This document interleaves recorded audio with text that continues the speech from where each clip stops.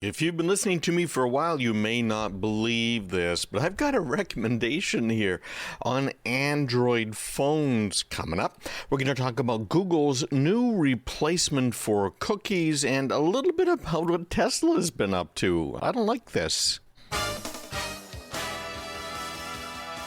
I have never been a fan of Android phones, and you know why I have been a fan. The biggest problem with the Android phones is the lack of security updates. That really does concern me a lot. Google also has not been the best when it comes to the Play Store and making sure that everything on the store is actually safe. Here is some very promising news for people who like the Android platform or maybe dislike the Apple platform for one reason or another. Frankly, there's a lot of reasons there too. Samsung has always been the leader when it comes to keeping their number one phones updated. In the past, I've always said, make sure you can get updates. Samsung, with its Galaxy phones, has been good for about 2 years. They provide you with the security updates you need with some patches. Even if Google comes out with a patch, most of the phones out there that are running Android do not get the updates ever. Some of these phones are older, they don't bother supporting them. Some manufacturers drop support within months after you buy the phone. Samsung's been good for about 2 years. So my rule of thumb has always been, if you're going to buy Android, if you gotta do it, why don't you stick with the Samsung and stick with their number one model. It is now promising 4 years of security updates for more than 130 Galaxy phones. That's pretty big when you consider that, frankly, Android phones have been the butt of many a joke over the years. Samsung's working pretty hard to make sure that they are really able to deliver for the Galaxy owners.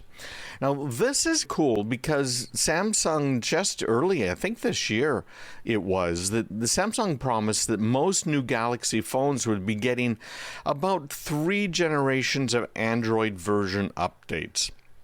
Now, that amounts to a few years.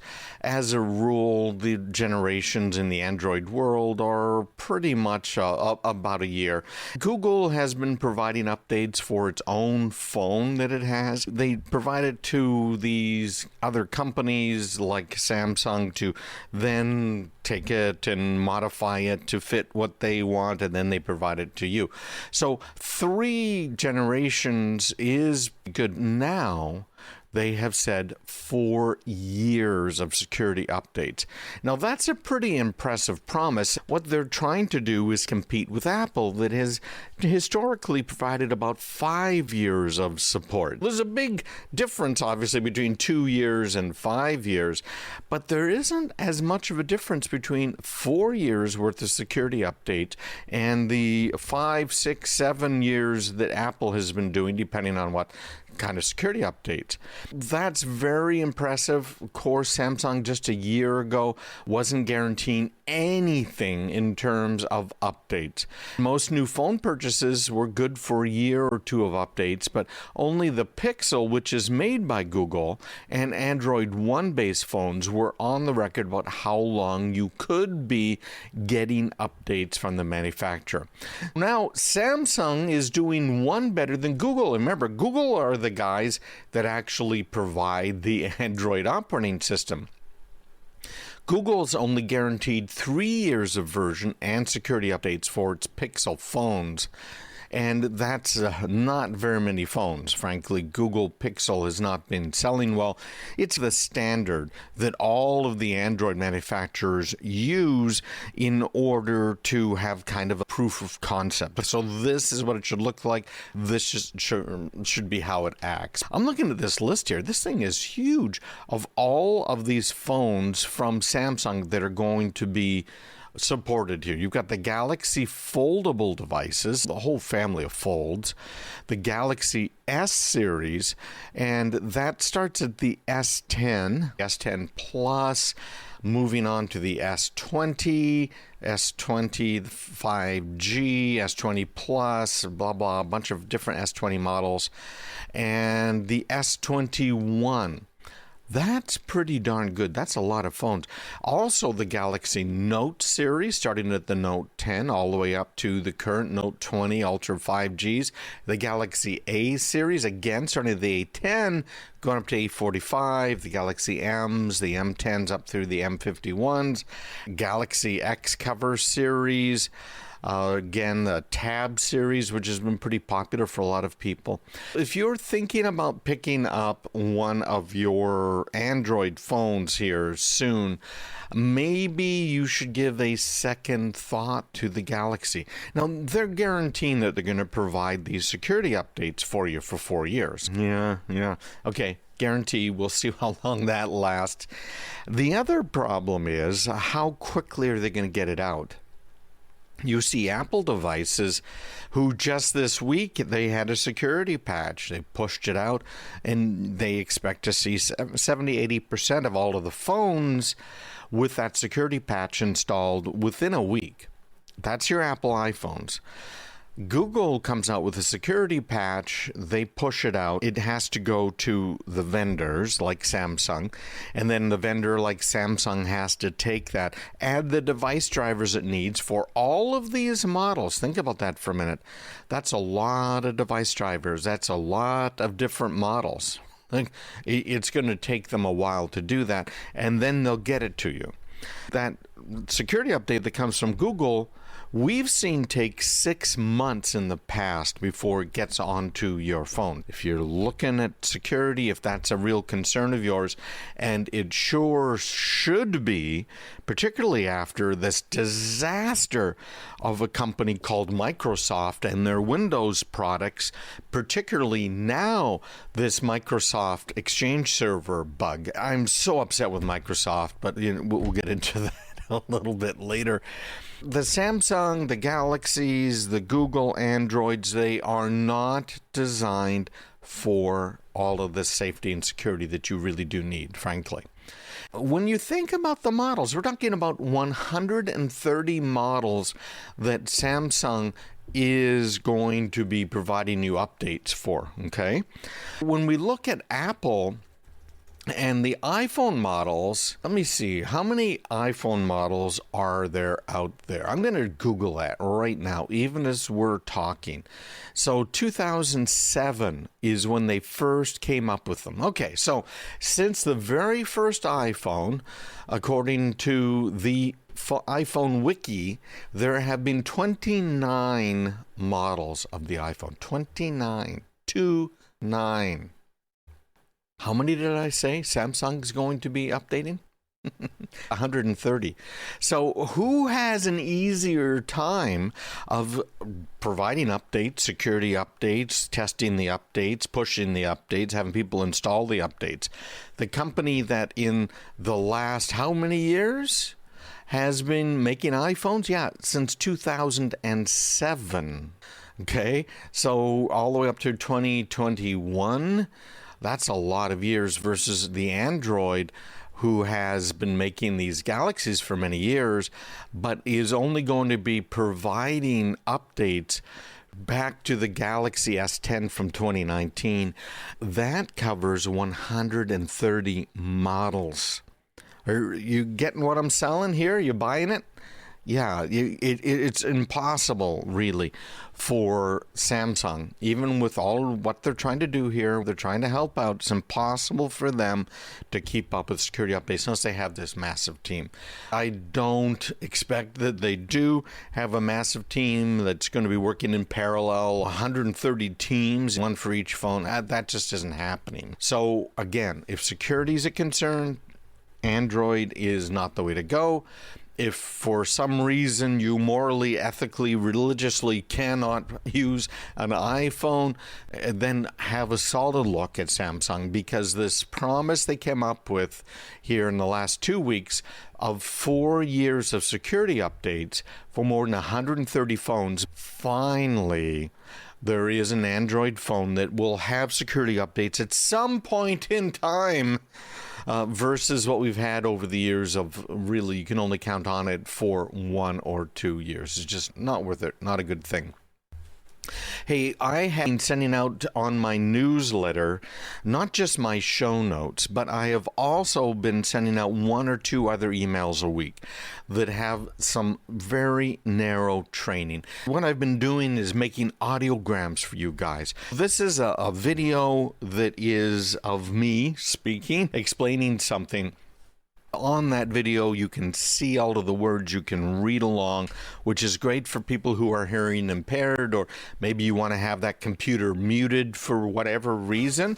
It makes it easy. You can find me on YouTube. Just go to craigpeterson.com/YouTube, and you can catch those audiograms. You can also get them if you are an active subscriber to my newsletter. Active means you open it, you read it. I know you do. If I don't consider you active, you just don't get this extra information. So make sure you open those emails.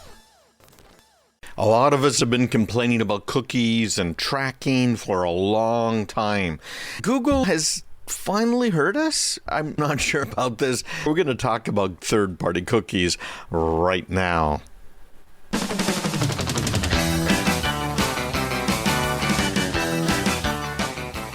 Hi, everybody. Thanks for joining me. Craig Peterson here. Well, third-party cookies are where you go to a website and that web browser kind of squeals on you, shall we say. What happens is Google, for instance, is trying to track you as you go online, as you go between websites. They're calling this kind of an advertising surveillance industry on the web. Frankly, this third-party cookie has really been an important part of this whole surveillance industry. What it does now is it allows a website to have a look at where you have been online. When I say allows a website, it's really Google that's doing the tracking. Obviously, you're going to a website. Google doesn't own every website out there. In fact, it barely owns any when you look at the number of websites that are out on the internet. So Google has this whole concept of if you're visiting this site, and you have visited this site and this other site, I know something about you. So it sells that information because it's seen a pattern, right? That's the whole idea behind the advertising. Phasing out these tracking cookies and these other persistent third-party identifiers has been something people have been trying to get rid of for a very long time. The Electronic Frontier Foundation, you'll find them online at EFF.org, has been jumping up and down trying to get everybody to pull up their socks, if you will. One of the first players to really jump into this is Apple. Apple has pretty much told the whole industry, you've got to stop doing some of this tracking. Some of the tracking is okay. Again, how many times have I said, if I'm looking for a Ford F-150, then I don't mind seeing ads for the Ford F-150. Why would I want to see ads for a motor scooter when I'm looking for a pickup truck? Frankly, if I'm looking for an F-150, I expect to see ads maybe for a Chevy Silverado or a Dodge truck. Does that make sense to you? I'm looking for something, and that's when I'm interested in seeing it. Google is now jumping on to this bandwagon because Apple has said we are going to be doing a couple of things. We are going to be forcing you app developers to tell everybody exactly what you are doing with their information, what you're tracking, who you're selling it to, what it's being used for. That's a very big deal. It's got the whole advertising industry very worried. Google is coming along saying, okay, Apple, we'll do you a little bit of one better. Of course, the biggest complaint from Facebook, who ironically has been buying newspaper ads, if you can believe that. Google has been destroying the newspaper industry, and now it's going to newspapers to try and get people to stop Apple from destroying Facebook's. industry by blocking some of the advertising tracking that Facebook has been doing. Now, what Google is doing is looking to replace these third-party cookies. How are they going to do that? They are already doing a few rather sneaky things. For instance, they fingerprint your browser. Your browser has a fingerprint because you have certain extensions on your browser that you've added. You have your computer, which has an operating system that has a certain version. It has a certain amount of memory. It has a certain amount of disk storage. A lot of the private information, personal information about your computer can be gleaned by a website. One of the things they've been doing is, you're blocking cookies, no problem. I can still figure out who you are.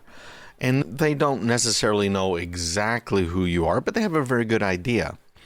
One of the proposals that Google has come out with is called the Federated Learning of Cohorts, which is very ambitious and could be the replacement, if you will, for these third-party cookies that could be the most harmful. What it is, a way to make your browser do the profiling itself. Historically, they've been able to track your browser as you go around, and then they have to pull all of that information together.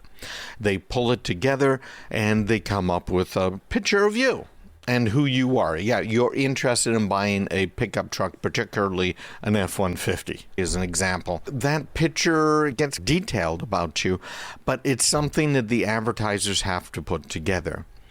What this flock, or federated learning of cohorts, is doing is it's boiling down your recent browsing activity into a category. They're calling this a behavioral label, and then they're sharing it with websites and advertisers. The idea is basically your web browser itself is going to put you in one or more buckets. And the websites that you're visiting and the advertisers that are advertising on those websites will be able to get that label that your browser has put on you. Yeah, you like that? So what EFF is saying is that this could exacerbate many of the worst non-privacy problems with behavioral ads, including discrimination and predatory targeting. You can guess what those things mean, right? They're calling this a privacy sandbox, right? It's always the opposite. If Congress is passing a bill that is a COVID relief bill, you can bet that there's very little to do with COVID relief in the bill. Hey, wait a minute. Actually, that's true. There's only 9% of the money in this almost $2 trillion spending plan, 9% that actually goes to COVID relief. It's a COVID relief bill. Same thing here with Google, right? This is the privacy sandbox. And it's going to be better, Google says, than the world we have today, where data brokers and ad tech giants track and profile everybody with complete impunity, just like Equifax has. Just like Equifax lost our person identifiable information, our social security numbers, our addresses, our names, our date of birth, etc., etc. Yeah. Okay, we pay a small fine. Yeah, we go on. Are they out of business? Have they lost business? In fact, they gained business because people have been paying Equifax to monitor their credit. Oh my gosh. That framing that Google is talking about is based on a false premise that you have to choose between old tracking and new tracking. Does that sound familiar? Yeah. It's not an either or. We really should be rejecting this whole new federated learning of cohorts proposal Google has come out with. You can bet that Apple is going to reject this outright, because it's really rather terrible if you care about your privacy. On the other hand, again, I look at it and say, I want an F-150. I don't mind ads for pickup trucks. So what's wrong with that? Okay, there's two sides to this. I just don't like them calling me by name when I walk past a billboard. Stick around. We'll be right back. I'm a fan of much of what Elon Musk has done, what he's trying to do when it comes to the technology and being a proponent of the technology. I'm not fond of Elon Musk taking over $3 billion from the taxpayers, though. Hi, everybody. I appreciate you spending a couple hours with me here on the weekend. There's so much to cover. So, Elon Musk, it was $3 billion that he had received in government subsidies. Now, we're looking at, this according to goodjobsfirst.org, we're looking at $4.9 billion that Elon Musk has received basically from the taxpayer. It's really sad when you get right down to it. You know, Tesla got money from taxpayers. He's paid some of it back. It's really the government trying to name a winner.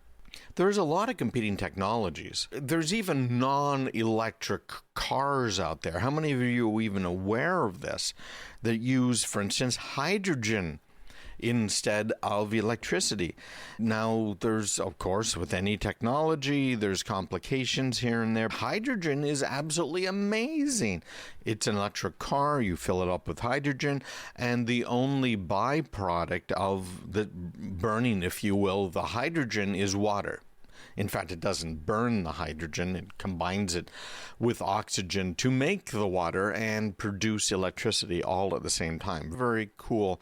There are some prototypes already on the roads out in California and some other places around the world. When the government's giving out billions of dollars to electric cars, they're effectively naming a winner, aren't they? Does that make sense? I don't think so. We've got to have a free market, and this is not a way to have a free market. It's just like with solar, wind, some of these other technologies, where the government is taking our tax dollars and is saying this particular technology, and even worse, look at Solyndra. Look at some of these other just absolute debacles. Even worse, they give money to a specific company within a certain industry. That is not a good thing. Government has a terrible record at picking winners. Even investors, you look at people who are angel investors and who are venture capitalists. They are lucky if they make money in 1 of 10 of their investments. It is not a great way for them to make money. A professional investor does terribly. Imagine how poorly a politician does. The politician is going to be listening to the people knocking on their door saying, here's some money for next time you run for the House or Senate, or locally, in local elections, it even happens.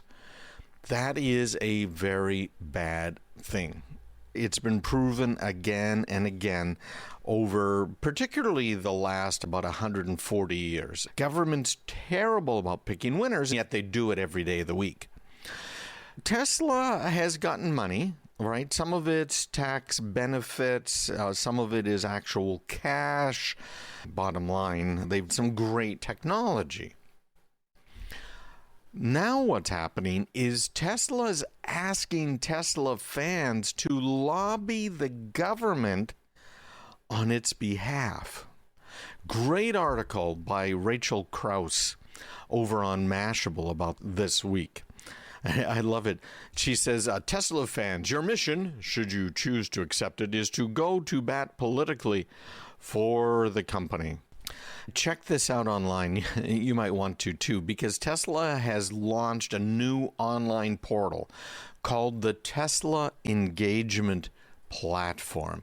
CNBC spotted this about a week ago, and this is a hub where Tesla posts actions its users can take, like contacting government officials when there is a potential law that would affect the company.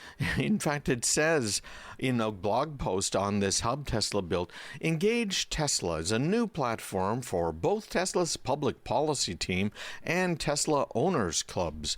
Its goal is to create a digital home base for all of our work and to make it easier for Tesla community members to learn what's top of mind for us, take meaningful action, and stay in the loop.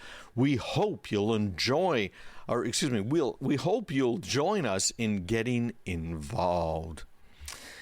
Oh my gosh. So I'm on Engage Tesla. It's at engage.tesla.com. Very pretty pictures, by the way, of some of these new Tesla cars. Very cool cars. I would absolutely drive one of these things. One exception, I don't like the handles. I talked about that a couple of years back.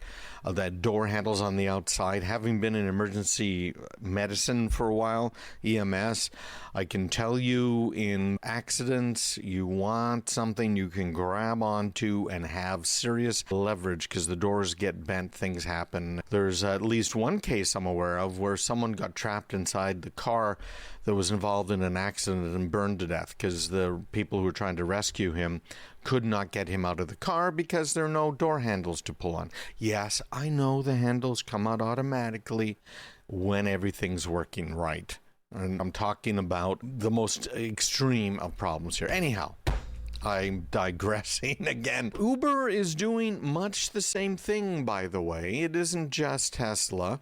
Uber is, in fact, they had their drivers, this was October last year, sue Uber over what these drivers called pressure to vote and advocate for proposition in California. Not a good thing when you get right down to it. It's a real problem when you look at this in detail. Now, I'm not sure it's a terrible problem, but I do have a serious problem with companies soliciting government in order to get things like tax subsidies, in order to get special favors. A lot of people do too. Look at all the people who are upset with Tesla for trying to get a tax holiday for its battery plant, for some of its other facilities and things that they're doing.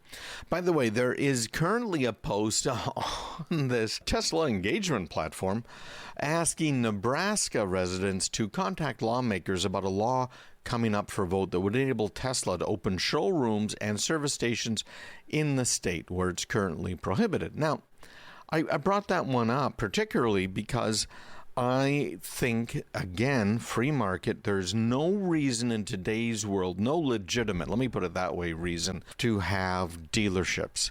I think we should be able to buy a vehicle directly from a manufacturer. If they want to have certified repair shops, knock yourselves out. But we don't need somebody sitting there anymore in a dealership. Same thing with most of these distributorships. I think we have been shown that a car can be ordered online, configured online, shipped to us. We can be pretty darn happy with it. By the way, that they are shipping it to us in our state gives them what's called a legal nexus. So they do have a presence in the state. They can be sued in the state if there is a problem. This whole thing in Nebraska, I don't think there should be dealerships that are exclusively provided the right to sell vehicles within the state. My opinion. All right. Hey, stick around because we will be back. We're going to talk a little bit about deep fakes. This is cool because my heritage is doing something that's scaring a few people. Listening to Craig Peterson, make sure you check out my website, craigpeterson.com, and sign up. You might have seen some of these deep fakes out there, videos where it's putting Elon Musk's face on people or others in videos. Did you know that there's audio as well? They're using it to bring back our ancestors. Hi, guys. I really appreciate you listening to me. There's a website out there called MyHeritage, and it's very popular. It's a site that allows you to do genealogical examination, if you will. They look at DNA, they look at your family tree. They've got some research stuff up there. They have something new called deep nostalgia, and I think this is very cool. It really introduces some interesting problems, frankly. This allows you to animate a face in a photo. It's unnerving when you have a look at this thing. You can check it out again, myheritage.com/deep-nostalgia, nostalgia, in case you're wondering how to spell it. They require you to create an account on their site, and then you upload the photograph. It takes that photograph and it has them pose. It's really uncanny. I'm looking at a picture, black and white, that was taken. It's right there on their site, of a couple. I would guess this is a 1960-ish era photograph based on the hairstyles and the glasses. It's just so weird because they have this photo. It's a head-on, face-on photo, and they've animated it. So the woman in this photo, she's moving her head around. She's smiling. This is a really great smile. She blinks. She moves her head up and down and looks over to her and looks back again. Wowzers. It is absolutely amazing. You might want to check it out. It's a form of artificial intelligence that's doing this. Of course, it has to make a bunch of assumptions. So if you look, you don't even have to look that closely, but if you look fairly closely at the picture, you'll see some detailed problems with her hair, at the ends of her hair, at the top of her head, because you can't see the whole top of her head in the original picture. You can obviously not see both sides of her face or her head because that particular picture is just straight on shot. It's making it up as it goes. We're seeing deepfakes more and more. We're going to see a real problem coming up in another couple of years, certainly by the time 2024 arrives with deepfakes. We've already got Russians influencing our elections. Of course, not as much as the oligarchs out in Silicon Valley have been influencing our elections, but they are already influencing us in a very big way. China as well. Imagine what will happen when they start producing deep fakes of our presidential candidates saying things or doing things that they have never said nor done. What I did is I figured I want to give you guys an example. Audio seems to be a little bit harder for the deepfakers than some of the video. At least the technology in audio hasn't quite come as far. I'm going to play for you right now a deepfake of my voice. This is not my voice you're about to hear. Then I'm going to play a completely computer-generated deepfake. So let's go here. I'm going to play my voice right now. This is an example of a deepfake using my voice. Did you catch that? That wasn't me. That was a computer. Again, I'm going to play it for you one more time. This is an example of a deepfake using my voice. Now you can hear some of the problems with it if you listen really closely, that it's not really me, but it's close enough that if you weren't paying a whole lot of attention, you would not notice that it really wasn't me saying something. Expect within the next year that type of technology to get to the point where you won't be able to tell. So think about it. What would happen if a tape was released talking about Mitt Romney, for instance, saying half of the voters are never going to vote for me anyways. And that was recorded, I guess, by one of the waiters. It was in an event. If you took this voice of mine and you created a deep fake, because all you need is about 5 seconds worth of someone's voice to make a deep fake. You had politician X, let's say that Hillary's running again for president, okay, in 24. You could have her say almost anything. The audio quality might not be up to it, but with most of these recordings that are made on people's cell phones either, is it? I want to play another deepfake. This is a completely fabricated female voice. This is an example of a deepfake using a completely generated voice. Yes, indeed. I created that. I can make her say anything I want to. Help me. Craig is holding me hostage inside his computer. Yeah. This is going to be a huge problem in the future. There are concerns about what they are doing over at MyHeritage. Look at some of these pictures. Here's one. It's cool. It's unnerving. Here's, again, a guy with a family. This one's in color. He's got a right ear that really pops out there, but he's looking around. Have you used an iPhone and taken a picture, and they call them live pictures? You can see the person right before the shutter is closed. You can see that person moving around. It's really a little video right in front of the picture. That's what these things look like. Here's this little kid. He's looking around. Here's one, a very old one. Oh my goodness, it is creepy. You got to check this out online. MyHeritage.com/deep nostalgia. Now here's where the concern comes in. An article on Lifehacker by David Murphy. He is talking about taking these old pictures, could be very old pictures, of somebody sitting around somewhere, uploading it to the site. Then you get a little bit of nostalgia. I get creepy nostalgia that only comes from this static image now moving around on your screen. I don't get it, really. I don't myself. I think that it's just plain creepy. But if you decide to do it, because it is cool, okay, you probably should use a temporary account to make your account over on MyHeritage, and maybe also delete the photos that you upload and turn into these deep fakes. So many other websites out there. If you do go ahead and upload it, they go and claim the rights to it because it's a derivative piece.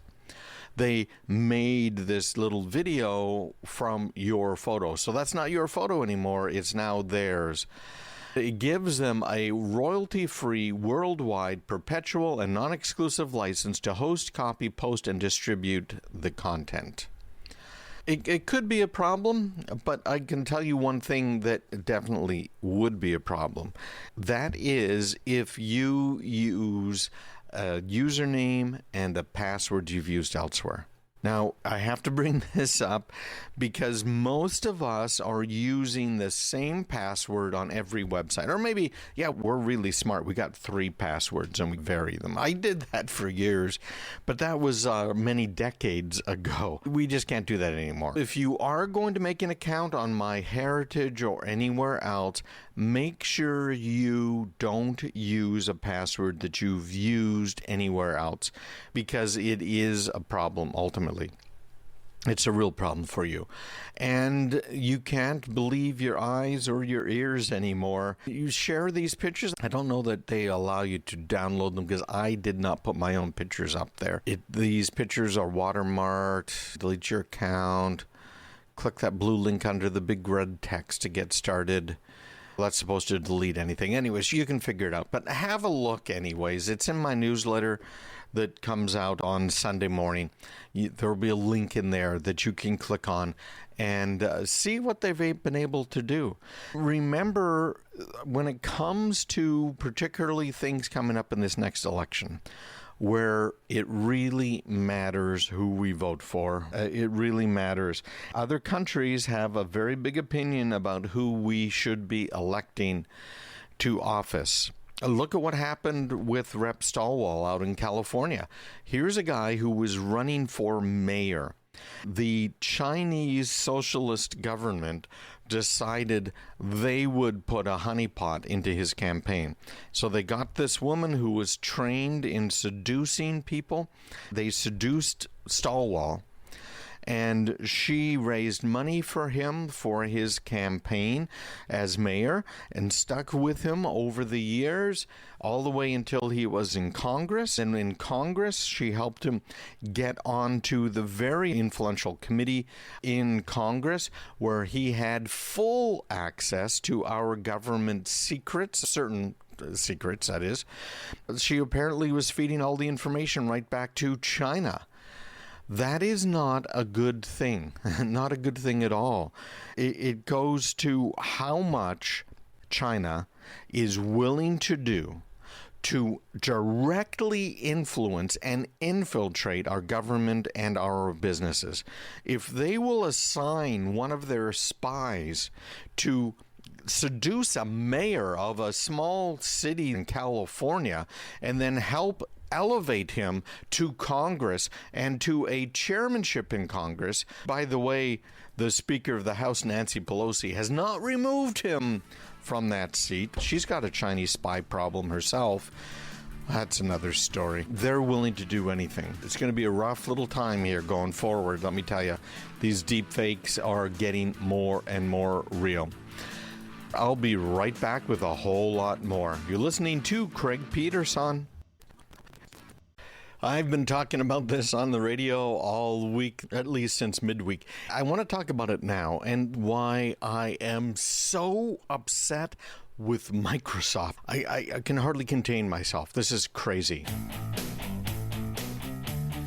Yeah, this is Craig Peterson here. You heard it right. The guy that's very upset with Microsoft. What shall I say? We're going to be getting into that in just a couple of minutes. This is a real problem. What are we supposed to do? We have bad guys now doing what are called supply chain attacks. The simple way to explain this is you have someone who is supplying software for you. It could be Microsoft. We heard about something that happened very recently with SolarWinds and how they had software that they were providing their customers, which included government agencies, all kinds of them. It included many businesses. A lot of managed services providers were hacked by this. A very, very big problem because they were trusting the software that came from SolarWinds. And that software had been digitally signed, so they knew it was legitimate. Everything's good. Nothing to worry about here. Let's go on with our lives. However, the reality was that the SolarWinds software had been hacked many months prior to anybody really noticing.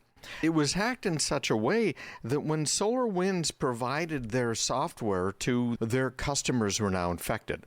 Now you might look at it and say, SolarWinds, they should be signing their software. They should be watching the chain of custody for their software. They did. In both cases, they were signing it digitally so that their customers knew, okay, this is legit. This is really from us. You can install it. It's good. But you checking the signature didn't do you any good. You were still going to be hacked because it was in SolarWinds software. Microsoft has been providing us with software for many years. I helped develop some of the Windows NT code way back when. The new technology, that's what the current versions of Windows are based on. I can remember way back then just what a mess it was. I couldn't believe the way they did so many things. It was just absolutely crazy. Of course, David Cutler, VMS guy, for those of you who remember all of that, really spearheaded that NT project. There's a lot of VMS-isms in it, but then Microsoft ripped them out. They ripped them out because they didn't want to have to support an operating system that enforced security. VMS has been a very secure operating system. It was written by true programming professionals, not interns, as it was exposed with Microsoft having interns develop one of their versions of their operating system, like 80% of it. It was crazy. That was only found out because of discovery. Yet Microsoft is sitting on cash, a whole lot of cash. It's billions of dollars. Let me see. I'm looking up right now. Microsoft is sitting on $136 billion in cash right now, according to Macro Trends. Now, are they using that cash, that $136 billion in cash, to make their products more secure? Doesn't look like it, does it? They had such a huge hole that you could drive a freight train through. The Chinese were able to infect many of our machines. Now, this isn't tens of thousands of our machines. This isn't just something like ransomware where you know about it. Because, hey, they're asking a ransom, right? They're threatening they're going to release our secrets, our software, our personal information if we don't pay up. It wasn't one of those things. What they did is they got onto these machines in education, in other words, school districts, hospitals, doctors' offices, government agencies, including Defense Department guys, Homeland Security guys, okay? Our businesses all the way across the world, they put backdoors on. What a backdoor is it's something that allows them to go to your machine anytime they want, in this case, do pretty much anything they wanted to. Microsoft comes out with fixes this last week. This is specifically for Microsoft's Exchange Server, by the way. If you're running Microsoft Exchange Server, either locally in your business or in the cloud, you had this bug. They release a patch that supposedly closes the hole that was used by the Chinese to install permanent backdoors. And what did they not do? They didn't remove the back doors that the Chinese had put in. What's Microsoft saying to us then? Are they saying, hey, listen, you're fools for buying our software? I don't think they're saying that. I am at the point now where I'm saying that. We are fools for trusting Microsoft. We're fools for trusting these companies that have a product to sell. All they're trying to do is sell the product. Look at what's been happening with some of these antivirus products. Look at what's happening with these VPN products. They have the software to sell, and they're going to sell it. They're not going to tell you the whole truth, nothing but the truth. Forget about it. They're going to do anything they can to sell you the product. So is Microsoft. Are people getting fired for buying Microsoft? It's like IBM in the 70s and the 80s. You never got fired for buying IBM. People should be fired for buying Microsoft. If you have Microsoft Exchange Server, not only do you need to make sure you install the patches. There were 4 critical Microsoft Exchange Server 0-day vulnerabilities patch. In other words, things that they hadn't been able to patch, they didn't know about yet, supposedly, right? There are articles I've read that say they've known about at least one of these vulnerabilities for a year. Plus, there are other vulnerabilities Microsoft knows about that they haven't bothered closing the door on. They are in our supply chain. They are getting us the software that we need, and they're signing it, and it's installing it. We're upgrading our machines. Sometimes the upgrades that they provide, the security patches, actually work. In this case, it may close the door. What it's not doing is providing us with a way out of this huge mess. Velma agrees with me here. Okay. No, she absolutely does. They released fixes on March 2nd.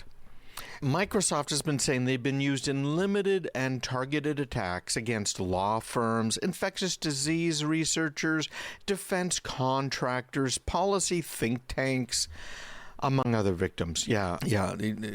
How's it a problem? I don't see it. Oh my goodness. Companies were seeing abuses of these Microsoft Exchange Server problems. Starting in January, there are reports that I found out there online. There are 3 clusters of vulnerabilities. Tens of thousands of US-based organizations are running Microsoft Exchange servers that have been backdoored by these threat actors, who we are thinking are Chinese. They are stealing administrative passwords. They're exploiting these critical vulnerabilities in the email systems and calendaring application. They've done nothing, Microsoft, to disinfect the systems already been compromised. Can you believe this? I got this from Krebs on Security. They were the first ones to report this mass hack, and Krebs has got some great stuff. They have had for many years now, frankly. Brian Krebs put the number of compromised U.S. organizations at least at 30,000.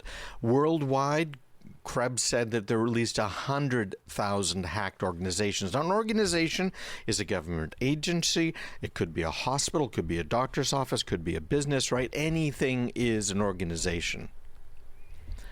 Tens of thousands in the U.S. This is the real deal. This is a very big deal. You have to assume if you are running Microsoft Exchange Server, this is the server that's used for email. This is how small businesses often run their email as Exchange Server. This is how hospitals and government agencies, etc., run their Exchange Server, which is ridiculous. I have never purposely used Exchange Server, right? If there's any way around it, I've always gone with something better. A Unix-based system, postfix, almost anything, rather than the incredibly buggy software from Microsoft. It is just horrible. Anyways, you have to assume that you were compromised between near the end, last week of February and first week of March. Absolutely incredible. Limited targeted attacks. This isn't something that was just absolutely widespread. They went after companies because they knew they could get something out of the companies. A very skilled hacking group from China.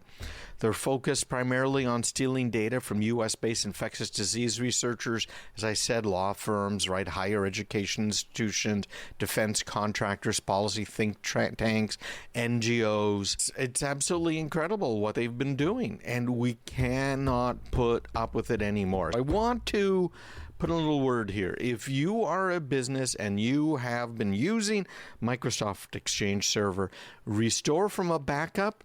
I would say in the January timeframe, you'd probably be safe. Probably didn't have any backdoors in January. Hopefully you've got a backup that goes back that far, okay? Then find something else. Don't use this. Microsoft does not care. You cannot have $136 billion cash on hand and not spending serious amounts on security. You can't tell me they care, because frankly, I don't think they do.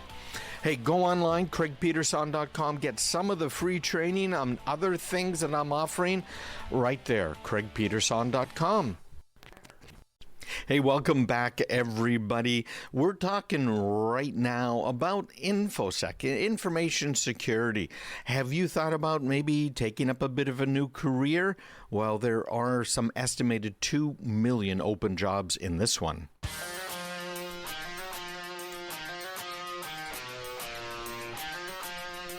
This is Craig Peterson. Thanks for joining me today, and also this article that appeared in Dark Reading.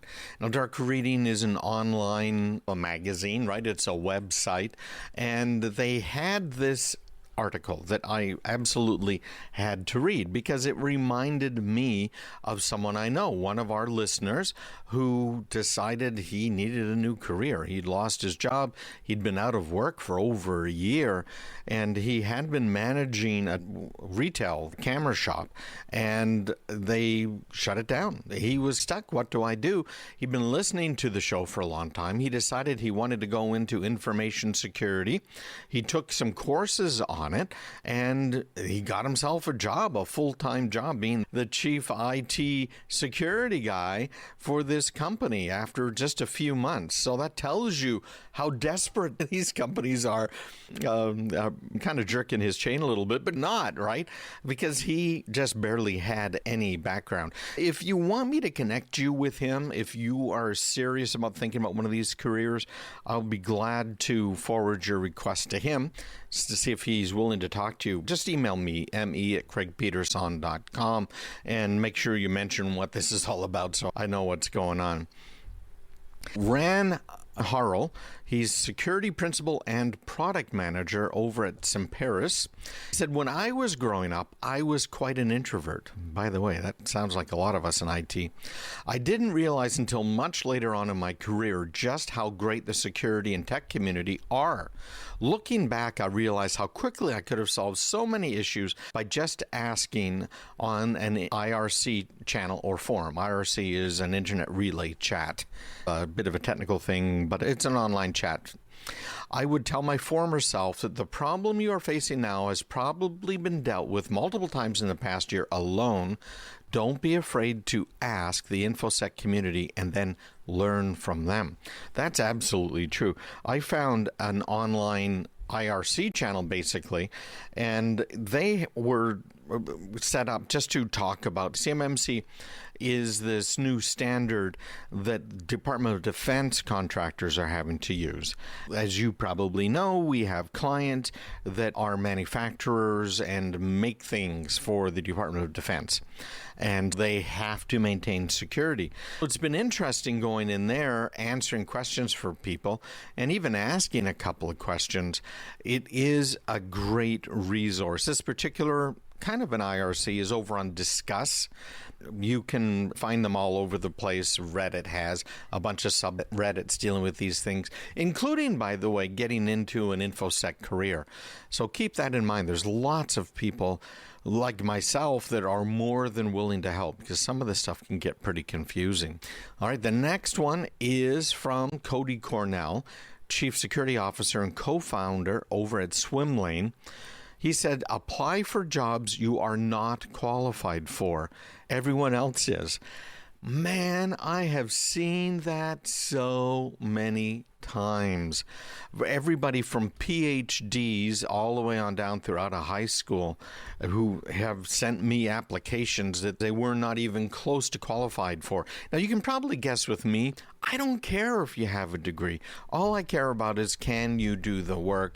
Can you get along with the team? Or are you really going to pull your weight and contribute?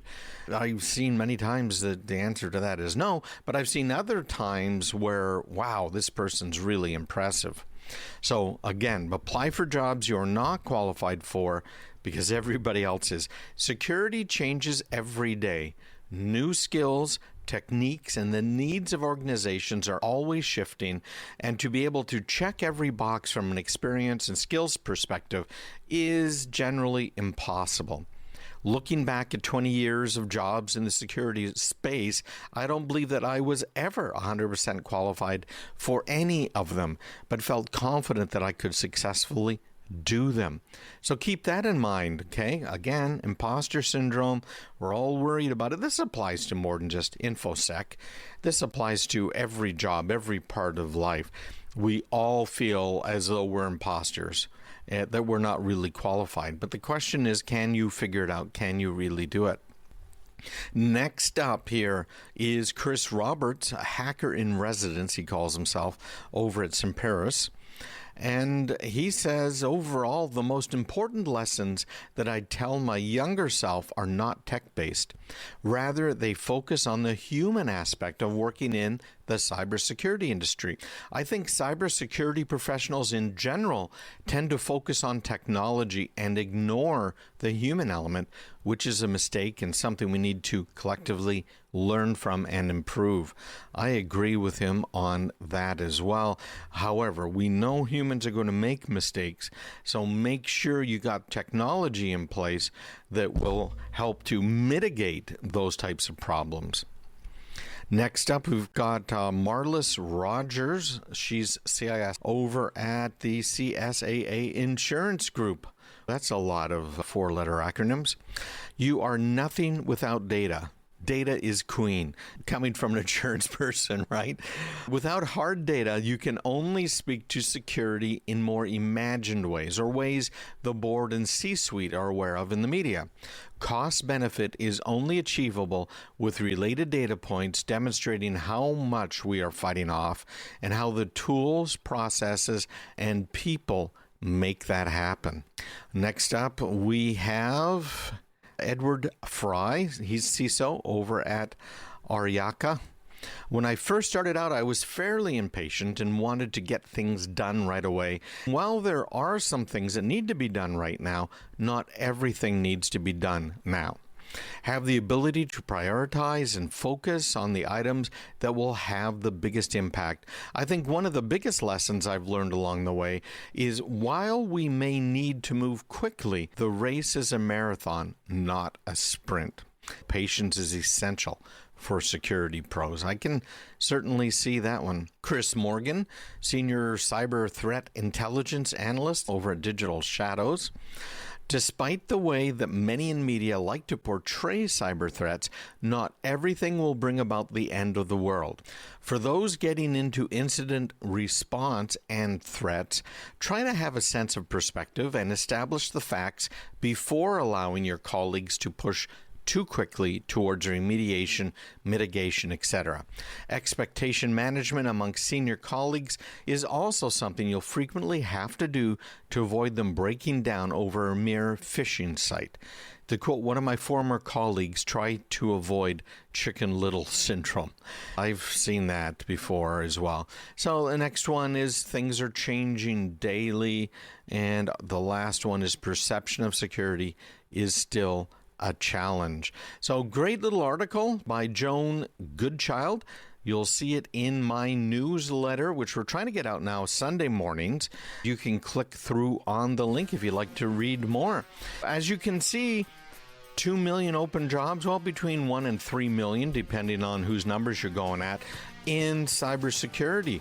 You don't have to be an expert. As I said, one of our listeners went from not knowing much about it at all. He could install Windows, that's it, to having a job in cybersecurity in less than 6 months. Stick around, we'll be right back. I'm doing a special presentation coming up next month for the New England Society of Physicians and Psychiatrists. We're going to be talking a little bit about what we will talk about right now. What can you do to keep your patient information safe?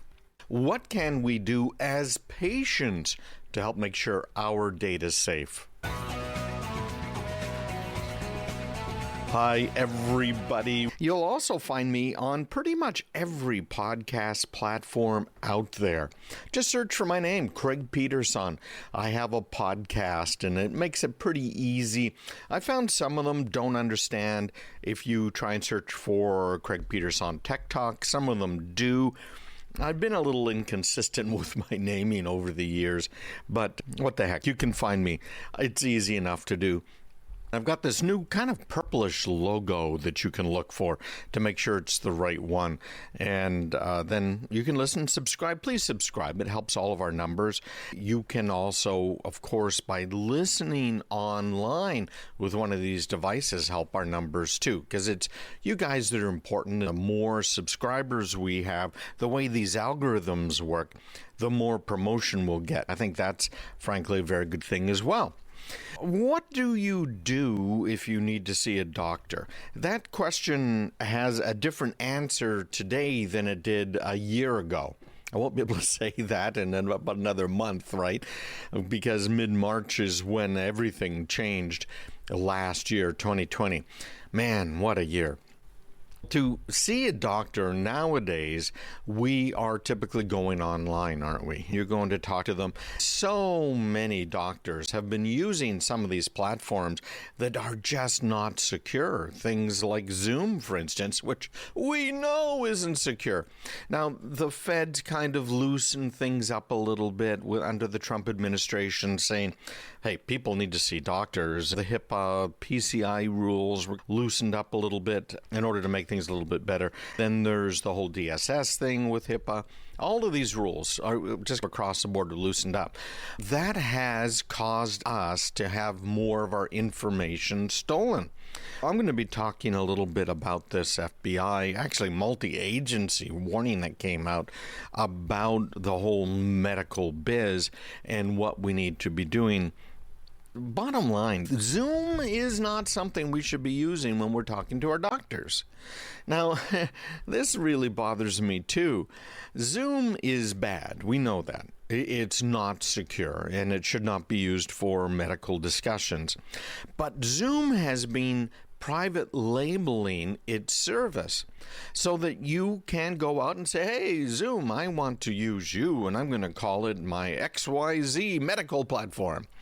People have done that. Businesses have done that, not really realizing how insecure Zoom is. I'm going to give them the benefit of the doubt here. You go and you use the XYZ medical platform, and you have no clue it's Zoom other than, man, this looks a lot like Zoom. That's the dead giveaway. Keep an eye out for that, because a lot of these platforms just aren't secure. I do use Zoom for basic webinars because everybody has it. Everybody knows how to use it. I have WebEx, and WebEx version of it is secure. In fact, all the basic versions even of WebEx are secure. And I can have 1,000 people on a webinar, which is a great way to go. It's all secure end to end. Unlike, again, what Zoom had been doing, which is it might be secure from your desktop, but it gets to a server where it's no longer secure. The kind of problem that Telegram has, frankly. If you are talking to your doctor, try and use an approved platform. That's how you can keep it safer. If you're a doctor and you have medical records, be really careful. Zoom has done some just terrible things from a security standpoint.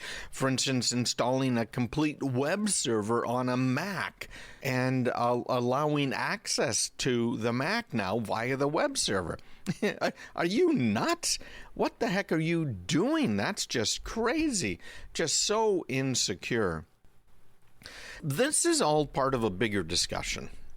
And the discussion has to do with zero trust architectures.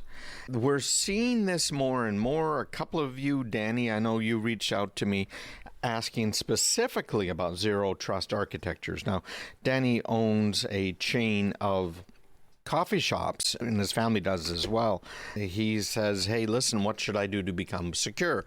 So I helped him out. I got him a little Cisco platform. It's a Cisco Go that he can use. It's much more secure than the stuff you buy at the big box retailers or you're buying at Amazon, etc.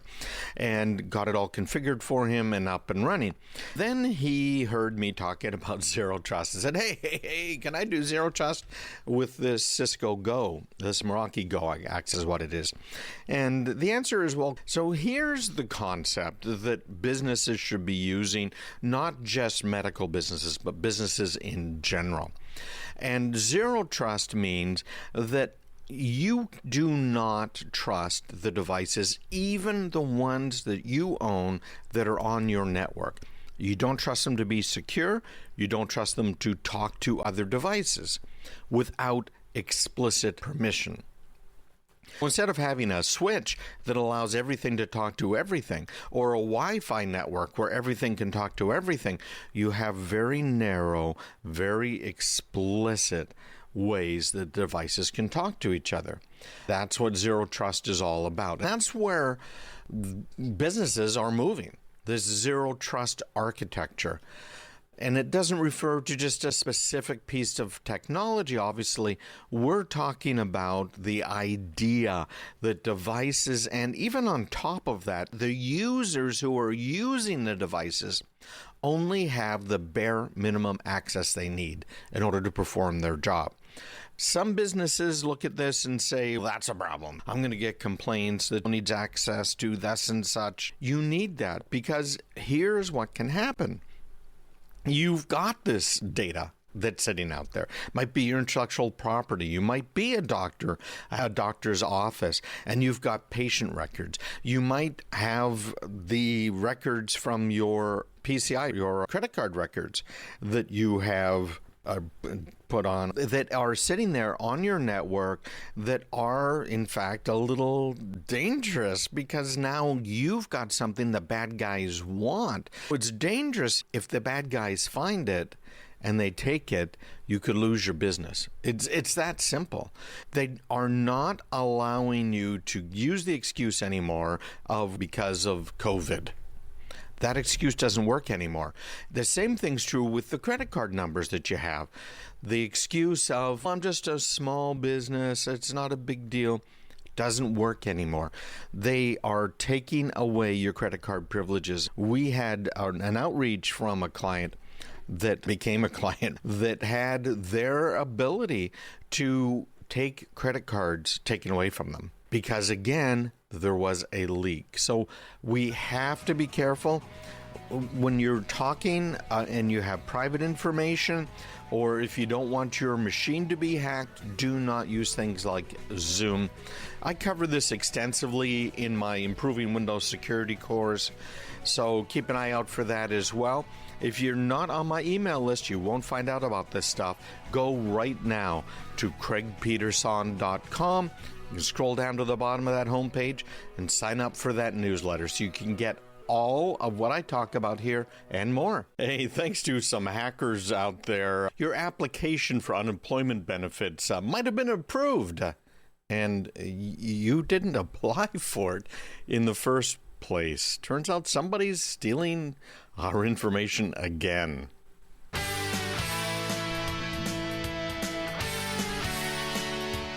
Hi everybody, Craig Peterson here. This is a big concern of mine, and I've often wondered because I have not been receiving these stimulus checks. I did not get the first round, I did not get the second round, and I contact the IRS, and the IRS says it depends on when you filed for 2019. Oh my gosh. Of course, I was a little late filing that year. They still haven't caught up. I guess that's good news, right? That the IRS data processing centers are terrible. It goes back to, aren't you glad we don't get the government we pay for, is the bottom line here. But I've been concerned, did somebody steal my refund? Did somebody steal my unemployment benefits? Did somebody steal my stimulus checks? It is happening more and more. There is a great little article talking about this where someone had stolen, the author's John Wasick's, personal information again. Now, we probably all have had our personal information stolen, whether you're aware of it or not. As usual, I recommend that you go to haveibeenpwned.com, and pwned is spelled P-W-N-E-D, haveibeenpwned.com, and find out whether or not your data has been stolen and is out there on the dark web. They have a really good database of a lot of these major hacks. Many of us have been hacked via these credit bureaus, one in particular, Equifax, who have all kinds of personal information about us, had it all stolen. It's easy enough for people to steal our identities, file fake tax returns. That's why the IRS is telling you, hey, file your return as soon as possible. That way, when the bad guys file, we'll know it's the bad guys because you already filed it. As opposed to you file your tax return and the IRS comes back and says, you already filed. We already sent you a refund or whatever. You already filed it. That is a terrible thing to have happen because now you have to fight and you have to prove it wasn't you. How do you prove a negative? It's almost impossible. At least in this case, hopefully the check was sent to some state 50 states away, other side of the world. So you can say, hey, listen, I never been there. Then they can hopefully track where it was deposited, although now the bad guys are using these websites that have banks behind them, or maybe it's a bank with a website, that are designed for people to get a debit card and an account just like that. In fact, that's what was used to hack my buddy, my 75-year-old buddy who's been out delivering meals and had his paychecks stolen through one of those. These fraudulent job claims are happening more and more. It's really a rampant scam. We've had warnings coming out from the FBI, and they have really accelerated during the lockdown because now we've had these jobless benefits increased, people making more money staying at home than they made on the job, disincentives for working, frankly. He's saying here, the author, again, John Wasik, that a third of 1 million people in his state alone were victims of the scam. This is in Illinois. This is where he lives. A third of the people in the state of Illinois, including several people that he knew. We've got some national tallies underway. I don't know if you've seen these. I've seen them on TV and read about them. California, it is crazy. People were applying for California unemployment that didn't live in the state at all, would come into the state, and once they're there in the state, pick up the check, right? Because that's all they were doing. Some people have been caught with more than $1 million worth of California unemployment money. Of course, it wasn't a check. It was actually a debit card, the same basic deal. And California is estimating that more than $11 billion was stolen. Can you imagine that? Tens of millions of people could have been scammed because of this. This is the third time the author had been a victim of identity theft and fraud. He wanted to know how could they get his information. Well, I've told you, check it out on Have I Been Pwned. It'll tell you which breaches your information was in. It does it based on your email address. It'll also tell what type of data was stolen in those breaches. So it's important stuff. I think you should definitely have a look at it. He is very upset, and I can understand it. Data breaches last year, more than 737 million data files are ripped off, according to hack.com. Frankly, that was a digital pandemic. More and more of us working at home. I just talked about, in the last segment, your doctor's office. And you are talking to your doctor how now? Because you're not going to the office. There are so many ways they can steal it. The FBI is recording now a 400% increase in cybercrime reports. We had this mega hack of corporate and government systems, this whole thing we've talked about before called the SolarWinds hack, although it was really more of a Microsoft hack, and it went out via SolarWinds as well as other things. Be careful, everybody out there. If you find yourself in these breach reports on Have I Been Pwned, make sure you go to the website. Set yourself up with a new password at the very least. Use a password manager. I just responded to an email before when it went on the air today from a listener who was talking about two-factor authentication. He's worried about what should he use. I sent him my special report on two-factor authentication. But it is, bottom line, quite a problem. Again, use 1Password, use two-factor authentication with 1Password. Don't use SMS as that, and you'll be relatively safe. I don't know. I can't say do this and you'll be safe. I don't think there's any way to be sure you're safe. Having these organizations, businesses, government agencies hacked all of the time that don't seem to care about losing our data, right? Oh, it's a cost of doing business. Some of these businesses, and I've talked to them, they'll look at it and say, how much will it cost us in fines if our data is stolen versus how much will it cost us to keep our data relatively safe? For even a larger small company, a 100-employee company, you're talking about something that is going to be costing you about $25,000 a month. That's if it's outsourced. If you're trying to do it yourself in a 100-person company, you can easily be spending $100,000 a month. It's expensive to do. So look at it and say, okay, it's going to cost us $1 million a year. Odds are it'll be 2 years, maybe 3 before we're hacked. That's the statistic. Although you're rolling the dice, it might be tomorrow that you get hacked. $3 million versus our fines are going to be about $1 million. We'll just take the fine. That, to me, is just disgusting. How can these people live with themselves? I don't know. Maybe it's just me. I'm going crazy. That leads us to this New York Times article I was talking about on the radio this week. The New York Times article talking about how the United States we are losing control of information warfare. Our warriors that have been working at the National Security Agency and the FBI, they leave those agencies and they go to work for private contractors.